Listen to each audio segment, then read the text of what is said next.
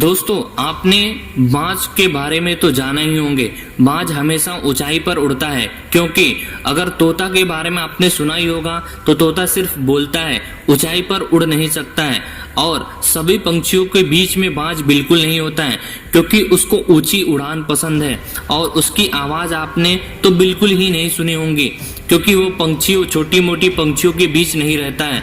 बाज हमेशा पंछियों का राजा कहलाता है। तो ऐसे ही आपको बाज की तरह बनना है। ऐसे ही 5 आपके लिए मैंने लर्निंग लेकर आई है, ताकि आप कुछ नया कर पाओ और कुछ अपने जिंदगी के बारे में बदल पाओ। तो पहला लेसन, आपको पता ही होगा कि बाज हमेशा ऊंचाई पर उड़ता है और छोटी पंछियों के बीच बिल्कुल नहीं उड़ता है।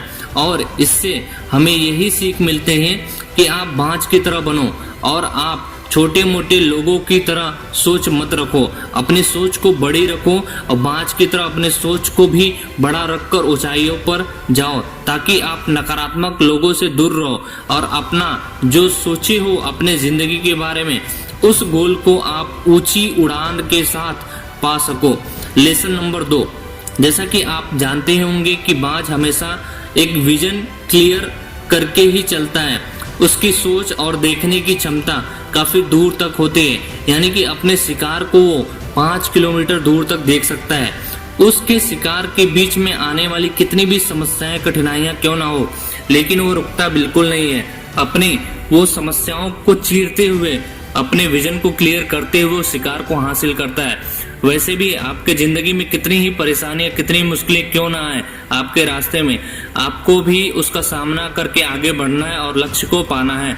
तीसरा लेसन, आपने बाज को देखा ही होगा कि वो हमेशा जिंदा जानवरों का शिकार करता है, मरे हुए जानवरों का शिकार बिल्कुल नहीं करता है। वैसे ही आप अपने जिंदगी में पास्ट के बारे में बिल्कुल भूल जाओ। आपको अपने प्रेजेंट में रहकर आपके फ्यूचर को बनाना है, क्योंकि पास्ट की नकारात्मक या चीजें नहीं हुई या चीजें गड़बड़ हुई, इसके बारे में सोचकर आप खुद परेशान हो जाओगे और आप अपने विजन को क्लियर नहीं कर पाओगे। इसलिए हमेशा पास्ट को छोड़कर उस बाज की तरह ताजे शिकार, यानी कि ताजे सकारात्मक सोचकर बनाकर आपको आगे बढ़ना है और वहीं से आपकी अपनी जर्नी को मुकाम तक पहुंचाना है और अपने लक्ष्य को आगे रखकर आपको काम करना है। और ऐसे ही आप अपने लक्ष्य को अगर आगे रखते हो तो आप जरूर से जरूर कामयाब होगे। चौथा लेसन, आपको पता ही होगा कि बाज का जो घोंसला होता है वो अपने बच्चों के लिए, जो वहाँ पर तिनका होता है वो सॉफ्ट होता है, तो उसको निकाल कर वो फेंक देता है। वो क्यों फेंकता है?